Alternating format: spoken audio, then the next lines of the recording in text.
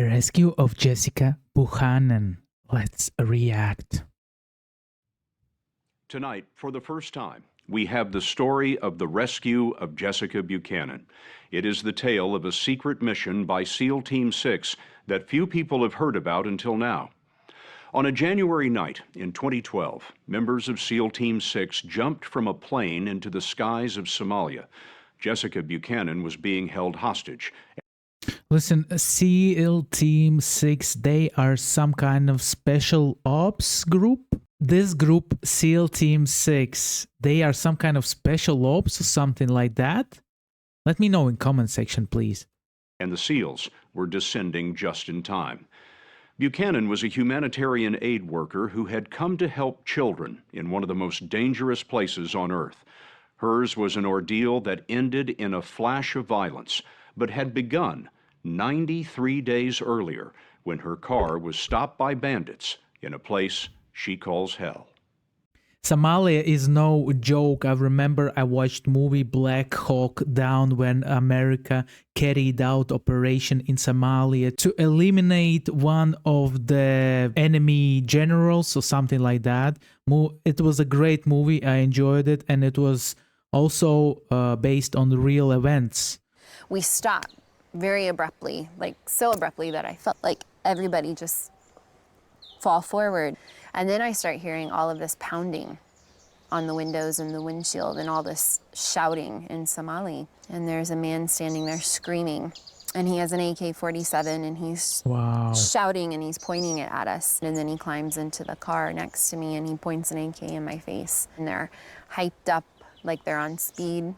Yeah, they are hyped up because they are chewing special vegetable, which is like a drug for them, and it gives them caffeine high, something like that. When I watched Black Hawk Down, they were planning an operation during the times when people in the city are not chewing this stuff. And all of a sudden we just take off. The driver just takes off and we just start slamming all over the place down these camel tracks.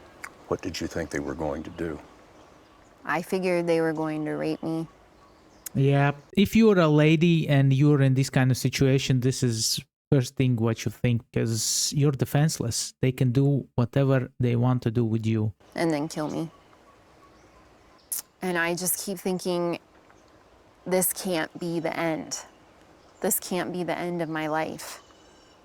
I'm only 32 years old. I haven't had any children yet. Wow.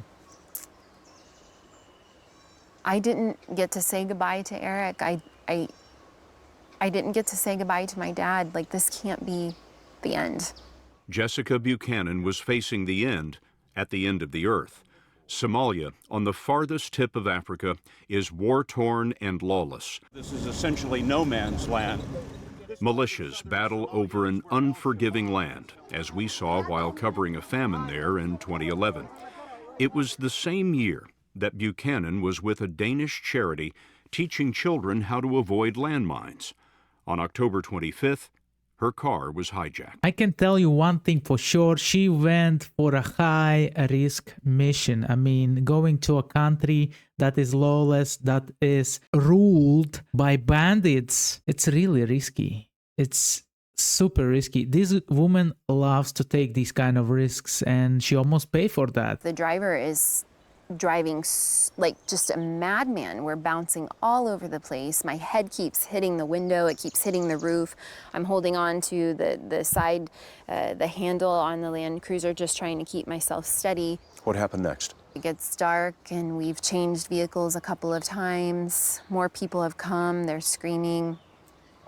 And I hear from behind me a higher pitched voice going on in Somali, and I think, my God, they have a woman involved in this. And I turn around and I see a small child in the back of the Land Cruiser with an AK-47. Wow. Draped in ammunition. That is crazy to hear it as a European and being a person from the civilized part of the world. This is horror movie or something like that. And I think the irony, of why I came to Africa in the first place. Exactly the kid you were trying to save, a child soldier. Yeah, What was he doing? learning the trade. She'd been kidnapped along with a co-worker, Paul Thisted. They drove into the night and then were ordered to march into the desert. And they Wow. tell us to get down onto our knees. And I think, Man. okay, this is it. Like, I'm bracing myself to be shot in the back of the head. And I think that there's mercy in the fact that maybe they're not going to rape me first, but that it's just going to be quick. And I'm waiting, and I'm waiting. And then all of a sudden, somebody shouts from behind us, "Sleep." And I'm thinking, oh my God, I didn't hear that correctly, did I? He just said sleep. She collapsed, slept through the night, and the next morning was met by the man who led the bandits. And we ask him, "Are you going to kill us?" As far as I'm concerned, pirates and bandits from Somalia, they love to capture people and get a ransom for those people. Is that why we're here? He says, no, no, no, no. Money. We just want money. How much Yeah. were they asking for? They started out at $45 million. They thought you were pretty valuable. I guess so. The bandits used her cell phone to call her husband, Eric Landemam. The two had married on an African beach 2 years before. But his number and the numbers of Buchanan's family had all been disconnected. It was part of the charity's emergency plan. The one number that worked was her Nairobi office with a hostage negotiator standing by. And so began months of talks. Where did they keep you? Day in, day out? Under trees. Outside. You were outdoors for 93 days? Yep. And in the night, they forced us to sleep out in the open. What were I wonder, did they feed her? And if they did, what was the food? the nights like? Long and cold. Then the rainy season hit, and it would rain all night 93 long, and days. you're already freezing, so then you're sitting there wet. What were you eating? Tuna fish, maybe once a day. We would get a small can of tuna fish and a piece of bread. Did you feel like you were beginning to lose your humanity at any point? Yeah, I mean, they treated us like animals. To be so sick that, you know, you're vomiting behind bushes and you can't walk straight, and you're laying in the fetal position on the ground under a tree, and they don't care. Well, in my opinion, they should care because they need the money. And if the person dies, you won't get the money. That's it. Their duty was to keep me from dying, because then I wasn't worth anything. Yeah. They were in the hands of men and boys who were chewing khat. Cut. It's a plant Yeah, there it is. Its name is cut. with the same effect as amphetamines.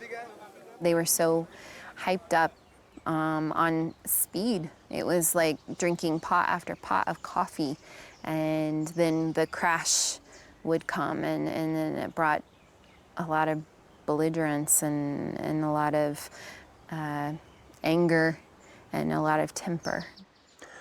You and Paul came up with nicknames for a lot of the people who were keeping you. That's one of the ways you kept yourself occupied. We did. The 10-year-old boy? Crack baby, because he was cracked out all the time. Crack he baby. was chewing khat, and he had 2 black holes for eyes. Imagine feeding a cat that has amphetamine effect, giving it to a baby which brain is not developed yet. My gosh, this is hell on earth. Hell on earth, man. And this baby has an AK-47. What? There was nothing inside. This is one of the camps where she was held. The bandits hit her, That's an amazing camp. What can I say? pointed their guns at her, and put a knife to her throat. But it was exposure that took a toll. She lost 25 pounds. After 3 weeks, the bandits made a video to prove that she was alive. Have you seen the video? I have. Paul and myself, Jessica, we are safe and we are alive. I can tell I'm starting to lose hope at that point. But hope would have to last for 2 more months. Wow. As the many weeks went by, did you think the American government's watching me, they know where I am, and somebody's going to get me out of here? Just imagine, you've been kidnapped, you are being held hostage. You don't know if somebody will come to save you, and you're laying there day after day watching this crack baby pointing AK-47 at you and other bandits chewing cut, and you're thinking to yourself, will I survive? And this is the point where you like lose the hope. And when you lose the hope, man, that's hard. I mean, that's hard. No, Why? because I'm just an aid worker. You didn't imagine that the President of the United States knew your name. Never. Never in a million years. Listen, Americans care about each other. This is awesome thing about you. If Americans are in trouble, believe me, there's a big chance that USA, the government, will take care of you. And that's like awesome thing. I love the way USA soldiers are taking care of each other. This brotherhood in USA Army, that's like phenomenal. And how your government is taking care of your people also who are held in hostage, for example. That's amazing, amazing. After 3 months in the desert, Buchanan had a serious urinary tract infection. And in a final call to the hostage negotiator, she said this. I'd become so ill that I couldn't stand up. I couldn't walk. I was in so much pain. That's mad. And I said, I think I have a kidney infection. And I started to cry and I said, I'm afraid I'm going to die out here. When that call was received here in Nairobi, it set off a chain of events that led all the way to the Oval Office.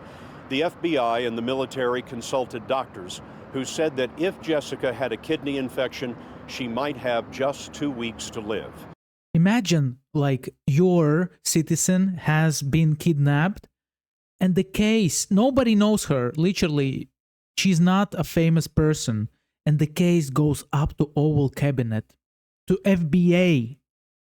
This is phenomenal. I mean, this is how Americans fight for their own people. Like, I respect that so much. That was transmitted to the president, who was also informed that in just a few days, there would be a new moon. Perfect darkness for a SEAL team rescue.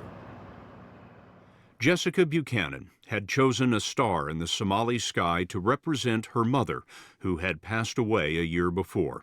She spoke to it every night, and with no moon, it was especially bright on January 25th.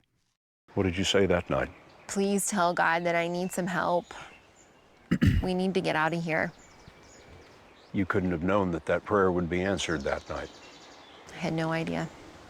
She was on a mat trying to sleep when she heard a faint scratching noise. One of the bandits she nicknamed Helper heard it too. And I see this look of just sheer terror on Helper's face. And then all of a sudden, it's just this eruption of gunfire. And I think, okay, well, this is it. This really is truly the end.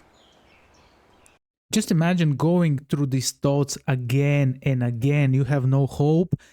And like day after day, you think, will I survive? And it won't stop. It just doesn't stop. Nobody saves you, and you're still there alive, kind of in this uncertainness. And I cover up with my blanket again, and I just start saying, oh God, oh God, oh God. And I just remember thinking, or maybe I'm saying out loud, like, I cannot survive this. She thought she was being taken by a rival group, maybe Al-Shabaab, Islamic extremists who would surely kill her. And then all of a sudden, I feel all these hands on me, roughly grabbing at me. And I try to protect myself, and I pull the blanket closer on top of me, and then I hear my name. But it's not a Somali accent, it's an American accent.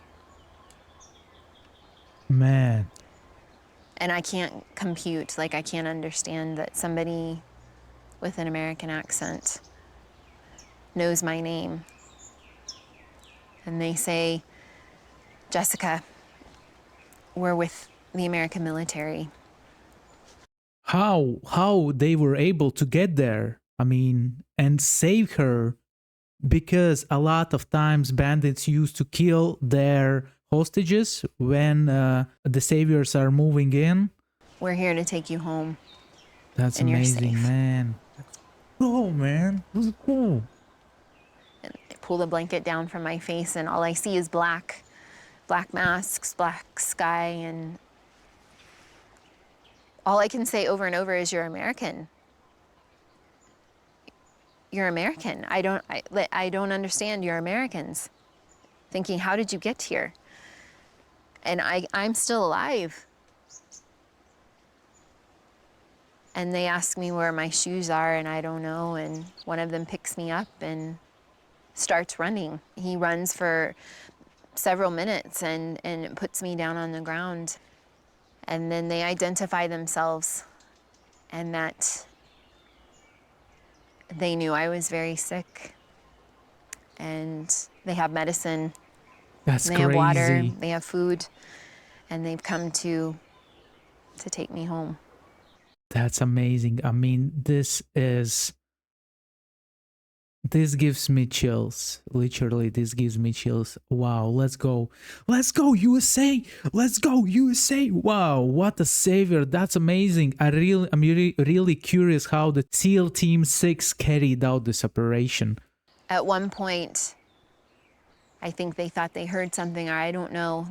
This group of men who's risked their life for me already asks me to lie down on the ground because they're concerned that there might be someone out there, and then they make a circle around me, and then they lie down on top of me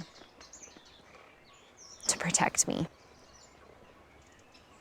And we lay like that until the helicopters come in. When all of those SEALs laid down on top of you, you were the most important thing in the world to them. It's really hard to comprehend. They were going to take a bullet for you. Mm-hmm. Wow. And they're so kind, and they're so gentle, and they are trying to assist me to get to the helicopter. But I think I've been out here for months. I can run to this helicopter myself, and so I just break away and I just take off running through the scrub, through the bush, and I throw myself onto that helicopter and push myself up against the wall. And I don't start breathing until we actually lift up off the ground. And they hand me an American flag that's folded. What did you think of that?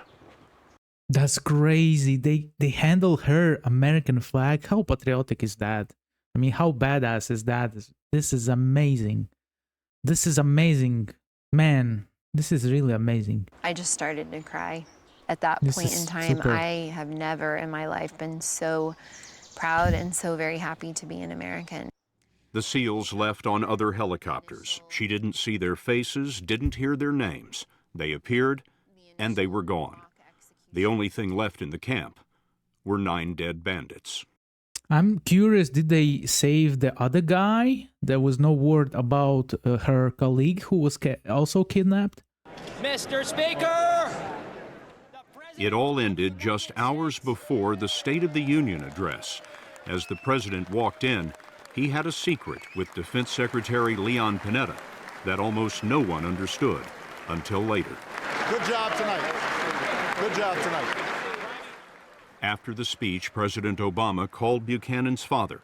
Jessica met her husband, Eric, at a U.S. base in Italy. I just couldn't believe he was standing there and that I was standing there. And we had a second chance. And then later we flew to Portland, Oregon, and I was reunited with my father and my brother and my sister and her This is husband. amazing. What was the This is first thing you amazing. said to your father? Daddy.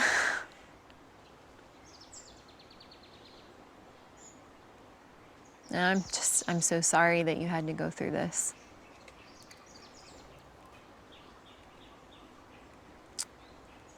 But we made it. So Oh my goodness gracious Lord, I'm so proud of you Americans. Let's go.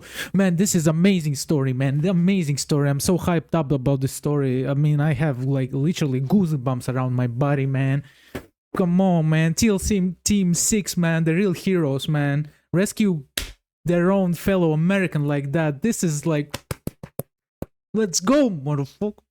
Go. did her Danish co-worker, Paul Fisted, who was also rescued by the SEALs. He said later that his lucky break was being captured with an American. Jessica Buchanan has told her story in a new book, Impossible Odds, coming out this week. You may recall that she said that her first thought when being taken was that she was too young to die because she hadn't had children. Well, she's taken care of that too. Aww. She and her husband have a baby boy, and they've moved back to the States from East Africa. Man, I will move to the States after this story because legendary. USA is a legendary place for taking care of their citizens like that. Literally sending silent assassins to kill the bandits, to kill the bad guys. And how crazy is that, man? I'm not even sure Latvians would do that for their citizens, unfortunately. But this is proudness of another level, I'm telling you, this is amazing. I'm so hyped up by the story. This is crazy. I love you guys. After this story, I love you even more. Thank you for this amazing story. That was cool. Thank you. And don't forget to like, subscribe, click the bell for notification, hype the video if you like it. If you don't like it, still hype it. See you next reaction videos. Bye.